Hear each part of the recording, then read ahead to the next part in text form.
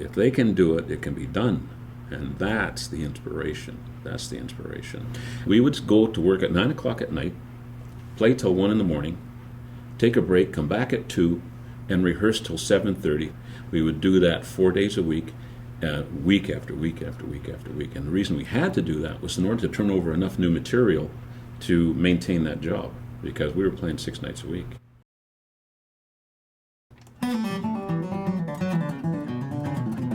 My name is Wayne Faulconer. I'm a singer, songwriter, musician.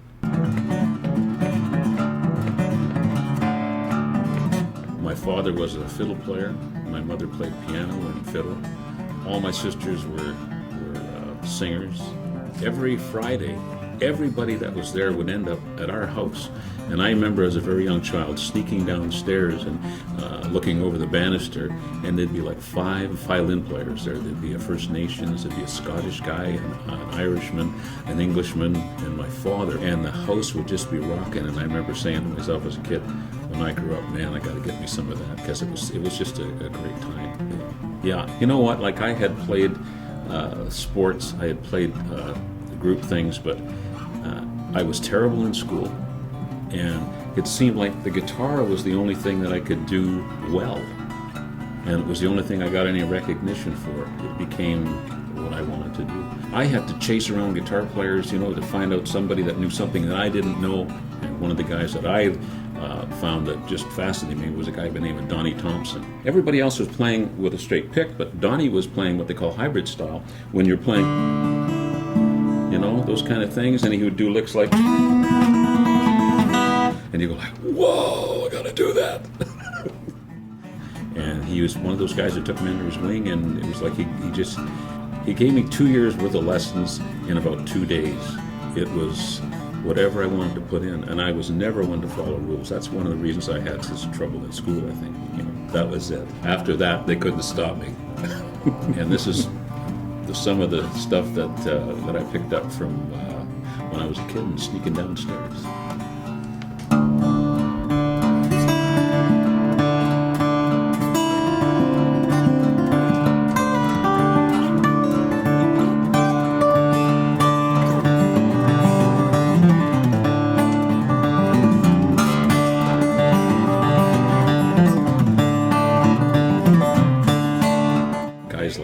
Chet Atkins, Guitar Boogie Smith, the Ventures, the Shadows, and a lot of the flamenco players and the classical players. Los Indios Tabajaras, they were an Indian, South American Indian duet. I had a group together called Stone Ridge, which we did an album. We actually cut it in Nashville. I was nominated by the Canadian Country Music Association for Outstanding Vocal Performance. I was more of a paid assassin. That was the deal. It was part of your livelihood. The word play is a wrong experience, because when you're in the business, you work. It's a developmental thing. You get to a point where all of a sudden you see the hump that you want to get. If I can get there, that's everything I want. Once you get there, then there's a whole, and the guitar has got me through some of the lowest points in my life. And I think songwriting is a great outlet for that. When I went through some very bad times in my life, that's when I turned out some of my best songs, because they were absolutely honest. And they had to be, because the things that I had to say were a release from those moments. I just went with what I loved. I just followed my bliss forever. There's been times that I've looked at it and started to regret things, and I went, hey, wait a minute. What do you want to do with your life? And what I did with my life is exactly what I wanted to do. Yeah. So I remember days when I didn't have enough gas in my car to get to work.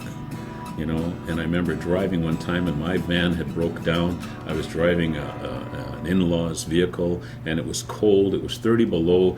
The driver's door wouldn't stay closed. You'd go around a corner, and I remember sitting in the middle of the road going, whatever it takes, man, whatever it takes. That's when, it just took some jam, and it all worked out. Yeah, it all worked out. The family thought that, I should be get a regular gig. But I was always independent, always an independent guy. It just depending on your character, you know. When people tell me how tough things are, I got to look at them and go, you know what? It's as tough as you make it. And if you have any kind of jam, you know, and there are people out there, wonderful people, that'll help you. All you got to do is, I need your help, and they're there for you. I found that out. Johnny Scafeo.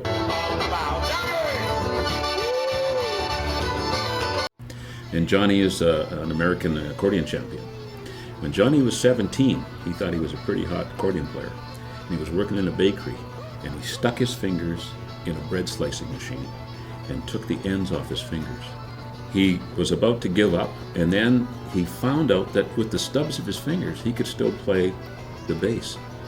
His left hand, I guess it would be a right hand, is so fast now because he compensates for that. But it took me, I didn't realize that till after I'd played with him several weeks, and I looked at his hand and I went, holy smokes. So it's just, you know, we can do anything as human beings. It's amazing. It's amazing. It took me a long time to come to terms with my family. My father was an abusive alcoholic, and it took me a long time, till after I got sober. You know, it's one of these things when you're a kid and you go, I never want to be like that man, and when you turn around one day and you are like that man, it sort of shakes your whole belief. And the difference was I got sober. He never did, and it took me a long time to come to terms with how he got to be the way he was, and to forgive him.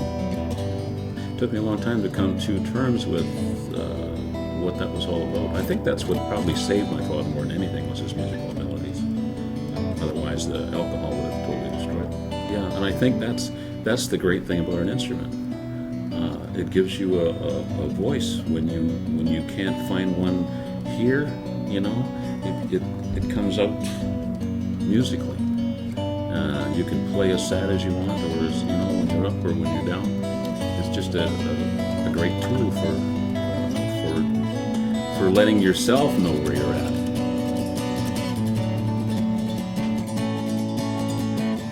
Whatever I'm going to say is going to be right.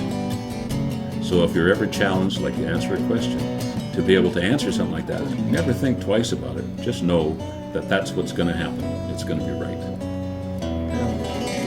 I trust that. I trust what I play. I trust what I say.